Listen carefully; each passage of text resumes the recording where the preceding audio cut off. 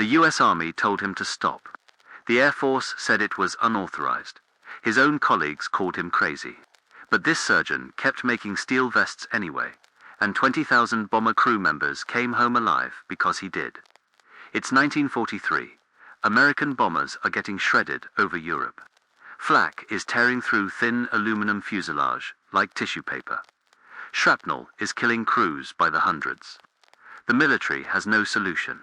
But one army surgeon looks at the casualty reports and sees something nobody else sees: a pattern, a weakness, and a way to fix it, using medieval technology that the military had abandoned centuries ago.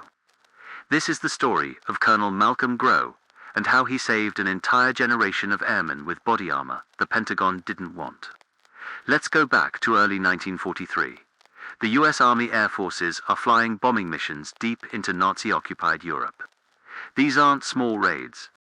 We're talking about hundreds of B-17 flying fortresses and B-24 Liberators flying in massive formations, hitting factories, oil refineries, rail yards, anything that keeps the German war machine running. The idea is simple: bomb Germany during the day with precision, force them to divert resources to defense, destroy their ability to make weapons, win the war through air power.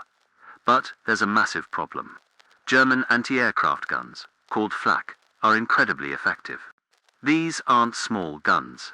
They're 88mm cannons that fire shells programmed to explode at specific altitudes. When a shell explodes near a bomber formation, it sends thousands of metal fragments flying in all directions at incredible speeds. The fragments are small, jagged pieces of steel, and they're deadly. The bombers fly in tight formation at around 25,000 feet. When flak bursts nearby, the fragments punch through the thin aluminum skin of the aircraft like it's not even there. They hit fuel tanks, they hit engines, they hit control cables, and they hit the crew. 7 to 10 men packed into a bomber: pilot, co-pilot, navigator, bombardier, radio operator, engineers, gunners, all. Of them exposed to shrapnel that can come from any direction. The casualties are horrific. Not just deaths, horrible injuries. Guys losing eyes, losing limbs. Taking shrapnel to the chest, the stomach, the head. Medical officers in England are treating hundreds of wounded airmen every week. Some injuries are survivable, some aren't. But all of them are preventable, at least in theory. If you could just stop the shrapnel from reaching the crew, the Army knows this is a problem. They've known since before America even entered the war. The British have been flying bombing missions since 1939, and they've been dealing with the same issue. Everyone knows that armor could help, but there's a huge obstacle. Weight. Aircraft in World War II are incredibly weight sensitive. Every pound matters. Add too much weight, and the plane can't reach operational altitude. It burns more fuel. It becomes less maneuverable. It's more likely to get shot down by fighters. So the designers make compromises. They armor the most critical parts. Some armor plate behind the pilot's seats. Some armor around the engines. But that's it. The rest of the plane is unprotected aluminum, and the crew is sitting in what's basically a flying metal box with almost no protection. The official position from Army Air Forces headquarters is that comprehensive armor isn't practical. The weight penalty is too severe. Bombers need to fly high, fly far, and carry heavy bomb loads. Adding significant armor would compromise all three. So, the answer is to fly in tight formations for mutual defensive fire. Use fighter escorts when possible, and accept that casualties are part of war. It's a calculated risk. The benefits of strategic bombing outweigh the cost in lives. But one man disagrees. His name is Malcolm Grow. He's a surgeon, an Army colonel, and in early 1943, he's the chief flight surgeon for the 8th Air Force in England. His job is to keep pilots and crews healthy and fit for duty. But increasingly, his job has become treating the wounded and counting the dead. Grow is not a typical military doctor. He's 45 years old. He's been in the Army since 1918. He's seen combat in World War I. He's a pilot himself, which is unusual for a doctor.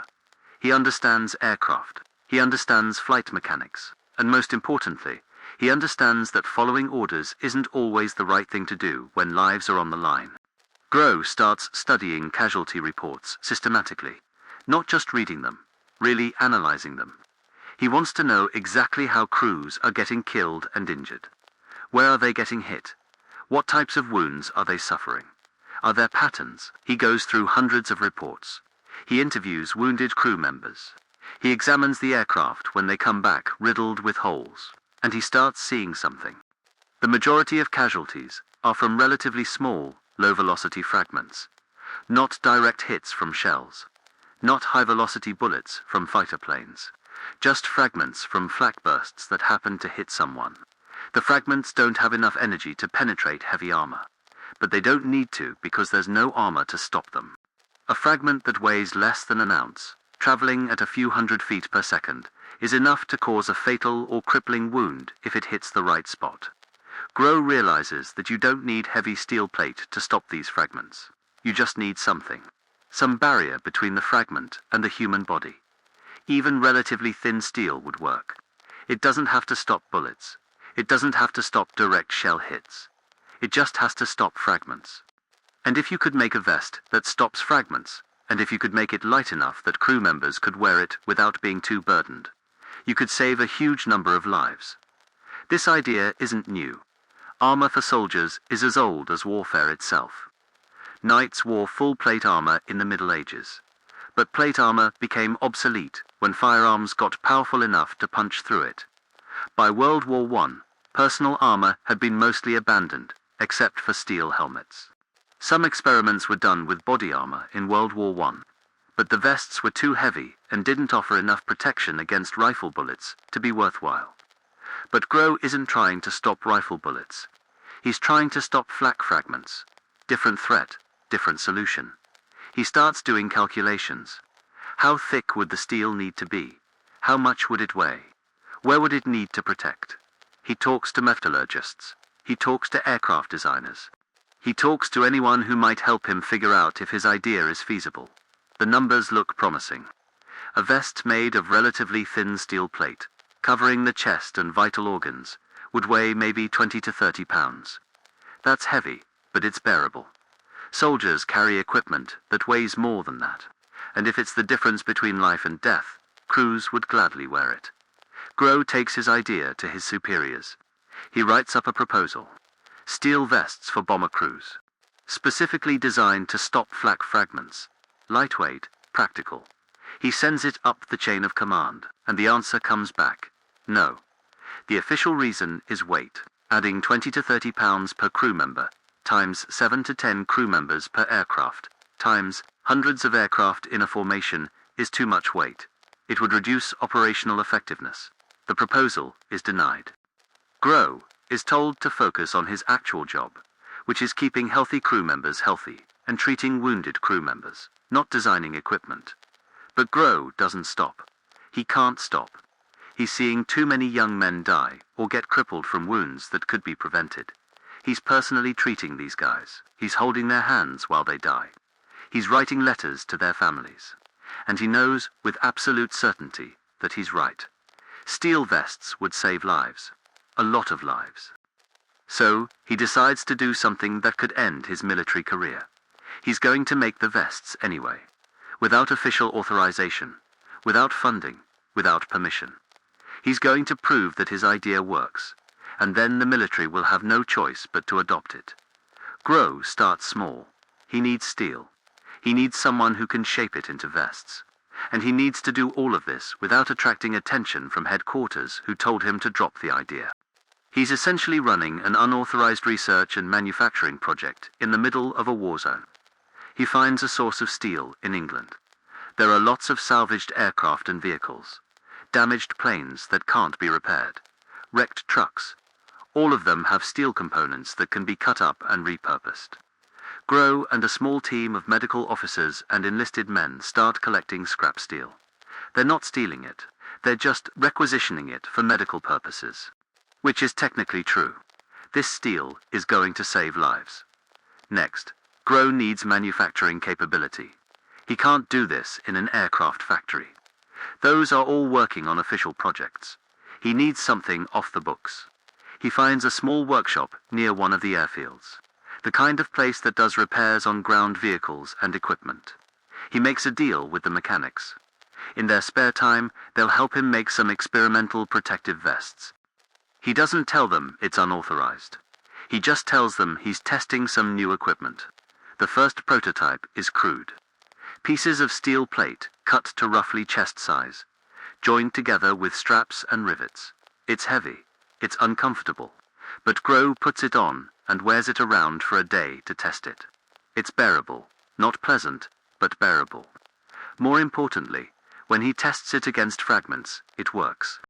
Small pieces of steel fired at the vest at speeds similar to flak fragments bounce off or embed themselves in the steel without penetrating through. Grow refines the design. He makes the plates overlap like scales on a fish, which gives better coverage without adding weight. He improves the straps so the weight distributes better across the shoulders. He adds padding inside so it's less brutal to wear for long missions. Each iteration is better than the last. He needs test subjects. He can't exactly announce what he's doing, so he approaches crew members individually. Guys who've been on multiple missions and understand the danger. He shows them the vest. He explains what it does. He asks if they'd be willing to wear it on their next mission. Most say yes immediately. Anything that might keep them alive is worth trying. The first operational test happens in spring 1943. A handful of crew members wear Grow's homemade vests on a bombing mission over Germany. The mission goes badly.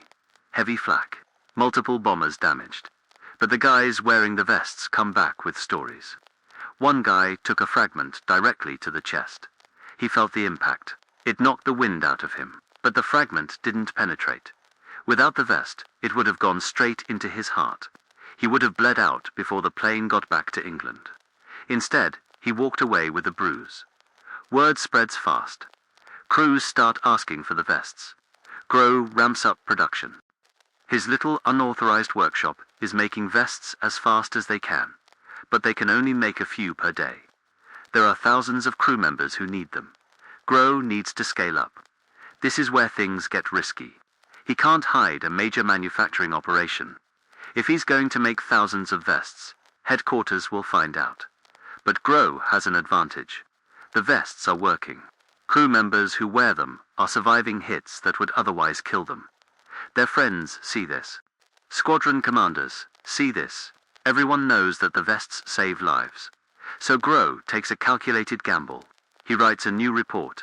But this time, instead of proposing an idea, he presents data. He documents every case where a vest stopped a fragment. He includes photographs, testimonies from crew members, medical records showing what would have happened without the vest versus what actually happened with it. The evidence is overwhelming. The vests work, they save lives. And the weight penalty hasn't affected mission success rates. He sends the report up the chain again. And this time, he doesn't just send it to his immediate superiors. He sends copies to everyone he can think of. Wing commanders, group commanders.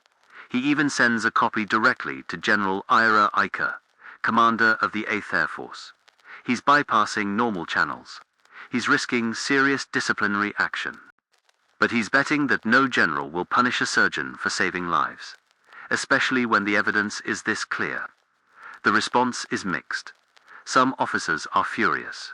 Grow deliberately ignored orders. He conducted unauthorized operations. He spent resources without approval. This is insubordination.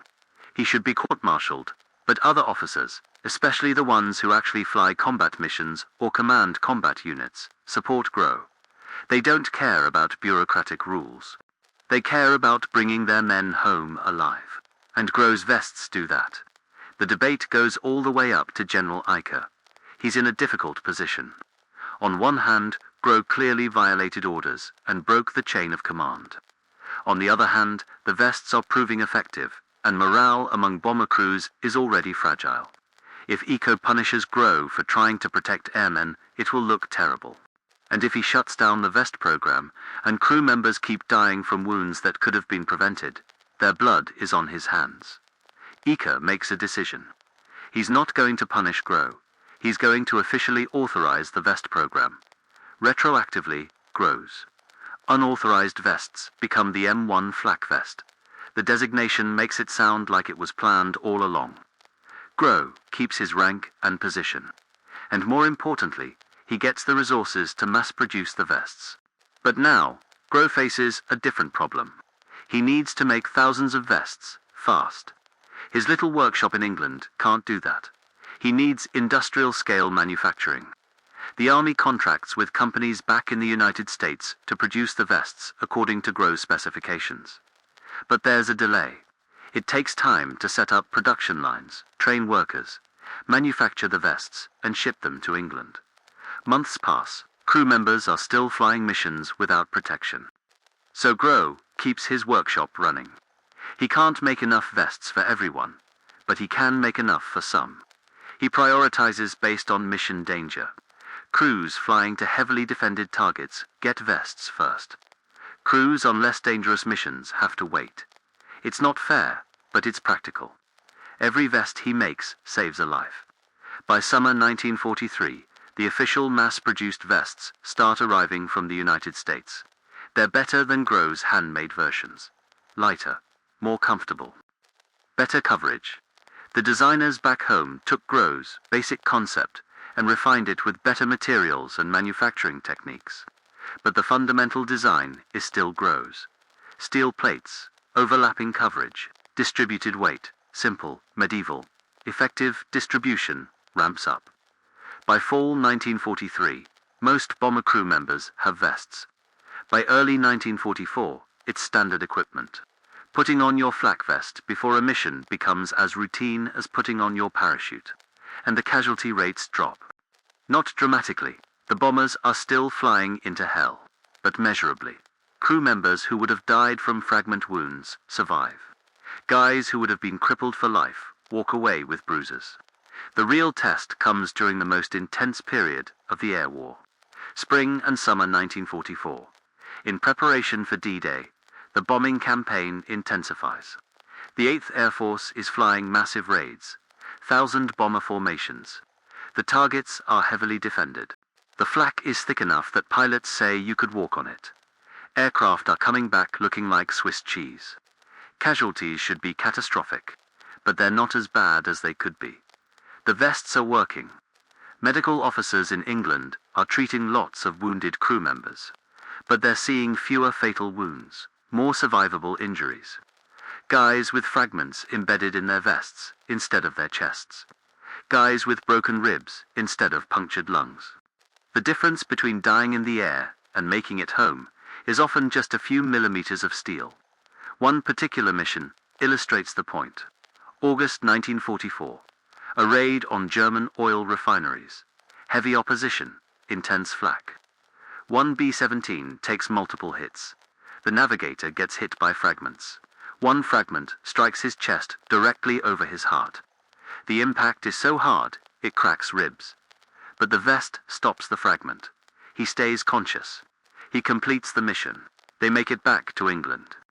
The doctors examine him. Without the vest, the fragment would have gone straight through his heart. Death would have been instantaneous. Instead, he's back flying missions 3 weeks later. This story isn't unique. It's happening over and over. Every mission, crew members are coming back with similar stories. The vest saved me. I'd be dead without it. I felt the impact, but it didn't penetrate. The psychological effect is huge.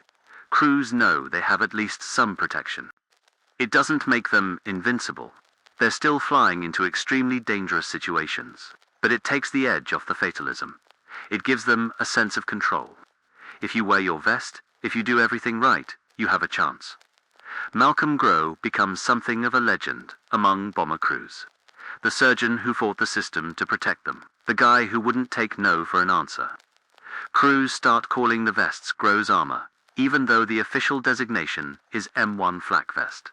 There are stories, probably apocryphal, but indicative of how crews feel about him, of pilots refusing to fly unless their entire crew has Grow's vests. The military brass eventually comes around completely. The vests are proven. The data is undeniable. Officials who initially opposed the program now claim they supported it all along. Some even try to take credit for the idea. Grow doesn't care about credit. He cares about the lives saved. By the end of the war in Europe, in May 1945, the Army Air Forces have distributed over 13,000 flak vests. Some estimates put the number closer to 20,000 when you include vests made for other Allied air forces who adopted the design. Each vest weighs about 20 pounds. Each vest protects one crew member, and the estimates of lives saved are staggering. Post-war analysis tries to calculate exactly how many lives the flak vest saved. It's impossible to know for certain. You can't count the people who didn't die. But medical officers look at casualty patterns before and after widespread vest adoption. They estimate that the vest reduced fatal flak wounds by approximately 70%. 70%. In practical terms, for every 10 crew members who would have died from flak fragments before the vest, 7 survived with the vest. If you apply that percentage to the number of missions flown, and the intensity of combat in 1944, 1945, you're talking about thousands of lives saved. Conservative estimates suggest at least 3,000 to 5,000 American airmen went home alive because they were wearing Malcolm Grove's steel vest. Less conservative estimates go higher. Maybe 7,000, maybe more. We'll never know the exact number, but it's a lot. An entire generation of young men who got to come home, go to college on the GI Bill, start families, live full lives, all because one surgeon refused to follow orders. Malcolm Grove's story is important for several reasons. First, it's a reminder that innovation often comes from unexpected places. Grove wasn't an armor designer. He wasn't an engineer. He was a doctor. But he saw a problem from a different angle than the engineers and designers who'd been working on it. They were trying to armor the aircraft. He realized you should armor the people. Second, it shows the value of questioning authority. Grove was told no, explicitly, by multiple levels of command. If he'd been a good soldier and followed orders, thousands of men would have died. But he looked at the situation and decided that following orders was wrong. He took enormous personal risk. He could have been court-martialed. His career could have ended. But he decided that saving lives was more important than protecting his career. Third, it demonstrates the importance of data-driven decision-making. Grove didn't just have an idea. He tested it. He gathered evidence. He documented results. When he finally went back to his superiors, he didn't argue based on opinion. He argued based on facts. Here's the problem. Here's my solution. Here's the data proving it works. That's hard to argue against. After the war, Grove continued his military career. He became Surgeon General of the U.S. Air Force when it became a separate branch in 1947. He retired in 1949 as a Major General. He lived until 1960, dying at age 62. He received numerous awards and decorations, but probably the recognition he valued most came from the bomber crews themselves. The guys who wore his vests, the guys who survived because of them. The flak vest design Grove pioneered became the foundation for modern body armor. The concept is the same. Relatively thin layers of hard material to stop fragments and low-velocity projectiles. The materials have evolved. Modern body armor uses Kevlar and ceramic plates instead of steel. It's lighter and more effective. But the basic principle that Malcolm Grove proved in 1943 remains unchanged. Protecting the person is just as important as protecting the machine. There's a broader lesson here about military innovation. The best ideas don't always come from the top down. Sometimes they come from the bottom up, from the people actually facing the problem, from the people who see things that the headquarters staff don't see because they're not there. Malcolm Grove was there. He was seeing the casualties firsthand. He understood the problem in a way that people back in Washington never could. His story is also a reminder about the human cost of bureaucracy. How many lives were lost in the months between when Grove first proposed the vest and when it was finally approved? How many crew members died from wounds that could have been prevented if the approval had come faster? We'll never know. But it's worth thinking about. Rules and procedures exist for good reasons, but sometimes they get in the way. Sometimes following the rules causes more harm than breaking them. Malcolm Grove understood this. He saw young men dying. He had a solution. The system said no. So he went around the system. He did what he thought was right, even though it could have destroyed him. And because he did, thousands of men lived. If you found this story inspiring, leave a comment about other unsung heroes of military history, and subscribe for more untold stories from World War II.